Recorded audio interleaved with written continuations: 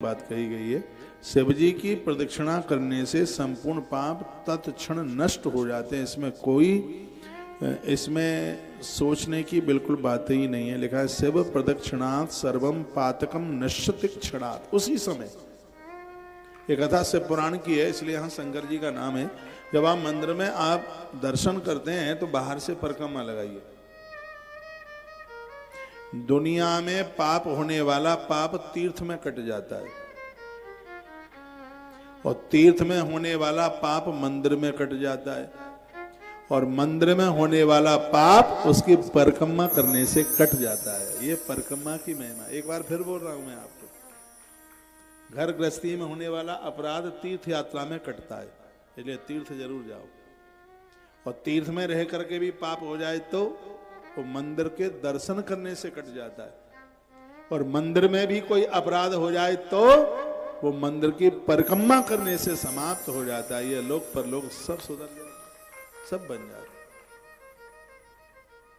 साल में 2 साल में तीर्थों की भी परिक्रमा करो, ब्रज की करो, नेमी सारण की करो, चित्रकूट की करो, और ज्यादा हो जाए तो नर्मदा मैया की करो। हाँ, तालियां तो आपको बजानी ही नहीं है। मां नर्मदा की परिक्रमा करे। कितनी अद्भुत यहां बात कही है, बहुत आनंद हो गया। कह दिया कि भगवान की परिक्रमा प्रदक्षिणा करने, शिव प्रदक्षिणात् सर्वम पातकम नश्यति क्षणात्। उसी समय आपने प्रदक्षिणा परिक्रमा करी, पाप जल करके राख हो जाते हैं। हम मंदिरों में जाते हैं, परिक्रमा जरूर करते हैं। प्रदक्षिणा में हमारी बहुत भारी श्रद्धा। आप मुझे यहाँ व्यासपीठ पर आते देखते हैं तो आप मुझे देखते हैं, मैं आज तक कभी भी व्यासपीठ पर बिना परिक्रमा किए नहीं बैठा। ये श्लोक मेरे भेजे में है। हो सकता है वहां से यहाँ तक आने में कोई अपराध हो गया, वो चलते फिरते कीड़े मकोड़े मर गए। अपराध तो हो सकता है, संसार के साधारण से आदमी है, हो सकती है त्रुटि गलती। वैसे जानबूझ के तो करते नहीं है, लेकिन फिर भी अनजान में हो जाता है। तो मैं यहाँ व्यासपीठ पर जब बैठने को जाता हूं तो पहले एक प्रदक्षिणा करता हूं, एक परिक्रमा करने के बाद ही फिर व्यासपीठ पर 4 घंटे का सौभाग्य मिलता है। मेरे 4 घंटे तो ऐसे हैं जैसे मैं चारों धामों में से किसी धाम में बैठा हूं। ऐसा लगता है कि साक्षात परमात्मा की गोद में बैठा हूं। मुझे जीवन में क्या मिला क्या नहीं मिला परमात्मा तू जाने। मेरे जीवन का सबसे बड़ा आनंद है कि मुझे भगवान की व्यासपीठ मिल गई है। तो धन दौलत से नहीं मिल सकती, अपने यौवन और सौंदर्य से नहीं मिल सकती, ये अपने पुण्यों से भी नहीं है, भगवान की कृपा से ही संभव है। यह है गुण साधन से नहीं हुई। पुण्य तो बहुत लोग करते हैं, कितना पूजा पाठ करते हैं, कितना सब कुछ करते हैं, लेकिन फिर भी ये जगह मिल नहीं पाती। ये स्थान तो मिलता है उसकी कृपा से। इसमें सच में उसकी कृपा है। मैं तो कभी अकेले में बैठ करके रो लेता हूँ, उसका धन्यवाद करते करते। भगवान तेरी कितनी बड़ी कृपा है, ऐसी नौकरी दी है कि जिसमें किसी भी दिन एब्सेंट नहीं है। आज इस देश में मैं कितना भाग्यशाली हूँ कि हर दिन मुझे व्यासपीठ मिलती है, भगवान की गोद मिलती है, ठाकुर जी की बातें लोगों को सुनाने का सौभाग्य मिलता है। उसकी बड़ी कृपा है।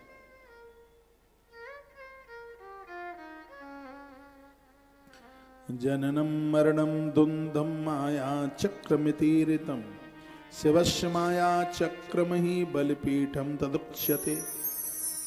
कहते हैं संसार के इस चक्कर से बचना है, भवाटवी के चक्कर से बचना है। तो प्रदक्षिणा करते करते एक पांव आगे गड़ जाए तब पीछे से दूसरा उठाइए। बहुत लोग भागते हैं, कौनी मार मार के चलते, बहुत तो लोग नीचे गिर पड़ते हैं। इसमें परिक्रमा की बात बताई गई है कि परिक्रमा कैसे करें। एक पैर आगे का जमता है तब पीछे का उठता है। हमने देखा गिरिराज जी की परिक्रमा में भागो भागो और लोग भाग रहे हैं, लोग गिर रहे हैं। पूज्य श्री डोंगरे जी महाराज के शिष्य पूज्य कमले जी महाराज कहते थे कि गर्भ जब 7वें महीने में होता है, गर्भिणी नारी की उस समय जैसी चाल होती है, देवी देवताओं की परिक्रमा करने वाले स्त्री पुरुष की चाल वही होनी चाहिए। ऐसे कुछ नहीं होता कि 4 घंटे की परिक्रमा आधे घंटे में लग जाए। मैं तो कहूंगा 4 घंटे की परिक्रमा 5.5 घंटे में लगे। भागने से क्या होगा? कीड़े मकोड़े मार रहे हैं, लोगों में धक्का दे रहे हैं। आगे का पाम गड़े तब पीछे का पाम उठे। कहते हैं एक पैर आगे का गड़े तब पीछे का उठाएं।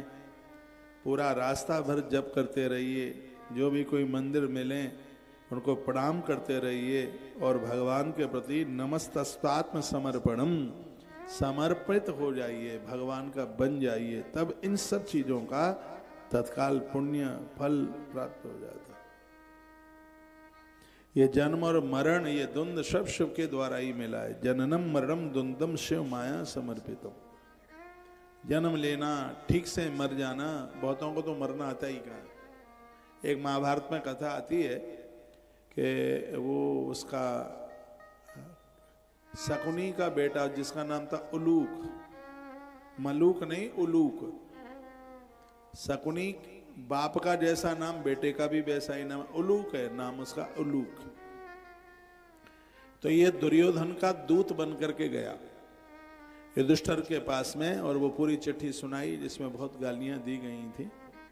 तब कृष्ण ने खड़े होकर के एक बात कही का, एक कपटी शकुनी के पुत्र, मेरी एक बात कह देना तू दुर्योधन से, कह देना वो ठीक से जी तो ना सका लेकिन वो ठीक से मर ले। बुद्धिमान वही है कि मरना कैसे है, जीना कैसे है, ये समझ में उसके में आ गया। तो जी तो नहीं सका, अभी भी टाइम है, ठीक से मरने का कोई उपाय खोज ले। तो एक ग्रंथ कहता है ठीक से हम जन्म ले लें और ठीक से हम मर जाएं, ये महादेव के द्वारा ही हो सकता है, शिव के द्वारा हो सकता है। जननम मरणम द्वंद्वम शिव माया समर्पितम।